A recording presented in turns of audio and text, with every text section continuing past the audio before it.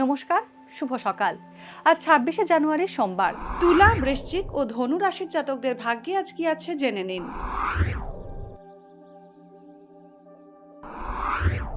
তুলা রাশি, আজ আয় ঠিক থাকলেও খরচ বাড়ার সম্ভাবনা রয়েছে।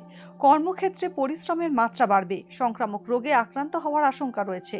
ঘরবাড়ি সংক্রান্ত আইনি জটিলতা আসতে পারে। গুরুপাক আহারে হজমের সমস্যা বাড়তে পারে। বৃশ্চিক রাশি, গুরুজনের সঙ্গে মতভেদ হতে পারে। খেলার সঙ্গে যুক্ত ব্যক্তিদের উন্নতির পথ প্রশস্ত হবে।